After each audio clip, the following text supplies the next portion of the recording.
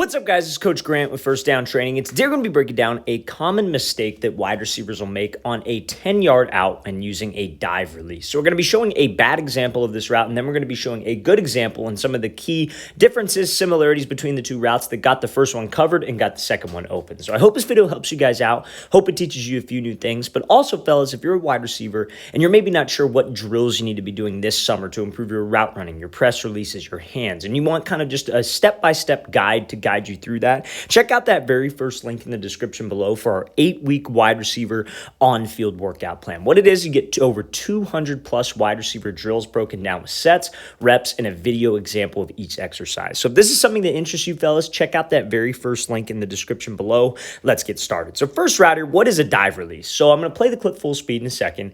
What a dive release is pretty much like you just dive to the inside right now. You take 2 to 3 hard steps on a 45-degree angle trying to cross this DB's face, trying to get him to drive on it so you could slip back outside. And it's more commonly used on a 5-yard out or a 10-yard out. Now, let's play this thing full speed. So this first router obviously gets locked up, and it has a lot to do with the release, right? So what a lot of people think is that, oh, well, off the line, like when he bursts back up to the outside, it's like, oh, he should have restacked right here. He should have dipped his shoulder. He should have got back over the top. He shouldn't have ran super wide. But you have to put yourself in a position, starting with your release, to get you into that position where you can restack. You have to set yourself up throughout the entire route. And if your release is off, that's going to cause you to get locked up. So when we do this dive release, I like using this dive release, or I like teaching this dive release to my guys when we have a head up press coverage look. So I don't like it against a specific leverage when he's inside shaded or if he's outside shaded. I like it when he's head up because it kind of forces him to have to commit. So in a real game scenario, if you guys are like a drag heavy team,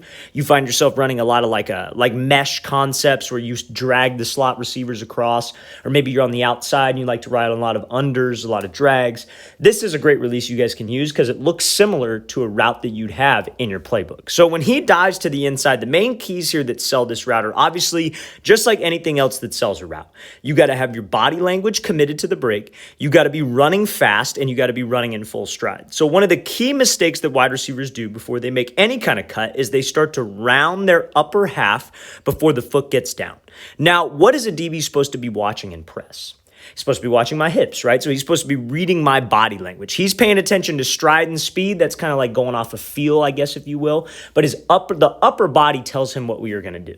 And especially if he's watching my hips, and before that foot gets down, I start to turn my shoulders, turn my hips to get back outside, that will give the route away, and we let him know when I'm making a break. We have to be so unpredictable with my releases. So what he should have done is when he did this dive release, before that foot got down, his hips and shoulders should have stayed committed, because that will sell that route until the last possible second, and you need to trust that this cut leg is what's going to get you out of this route. Now, the reason why he turns early on this is because it's an easier way to get out of the break. It's faster, it's smoother, it's not as hard on your maybe knee or ankle, I guess, if you will. It's an easier cut, let's put it that way. But just because it's an easier cut doesn't mean that you're selling the cut enough. So this DB is able to put the brakes on, recognize that because of reading his body language that he's going to be breaking back outside, he's able to get hands and completely screw up the timing of this route and give that wide receiver no space to accelerate. So let's play this thing full speed, and then we're going to show Rondale Moore doing the exact same release, but we're going to look at the difference in the two cuts and how he actually committed to the cut. So let's play at full speed. So when he dives to the inside, fellas, or any type of cut that you make,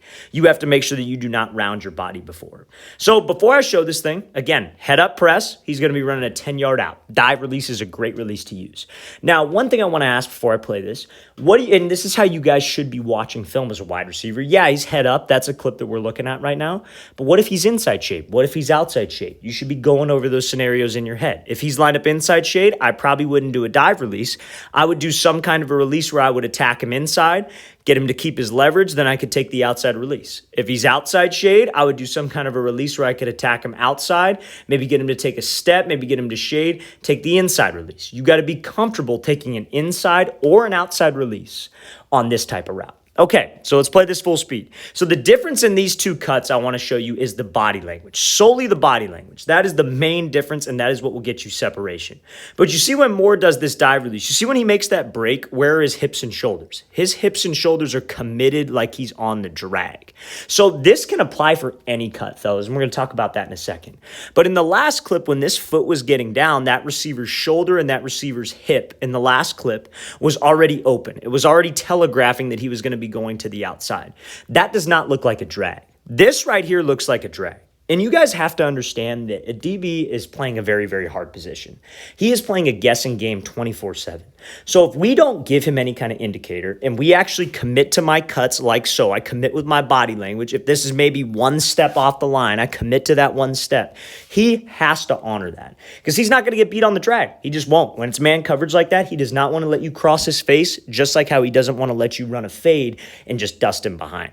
So fellas, if we can understand this, you will get so much more separation. Now, how can this apply to like a wide receiver as a whole, right? Because we're talking about a very specific release on a very specific example. Let's say this DB is like inside shade about 8 yards off and you have to run a post, right? So if he's inside shade, why is he inside shade? He's inside shade to protect the inside. He doesn't want you to run a post. So what you could do is you wouldn't want to stem him and attack his leverage because then he would just keep his leverage and you'd run the post right into him. What you would do is when he's inside shade like this, you would attack his outside shoulder, try to get him to flip, and then you would slip underneath for that ball. But while you're attacking that outside shoulder right here at this point, you can't round your shoulder. You can't round your hip before the cut gets down.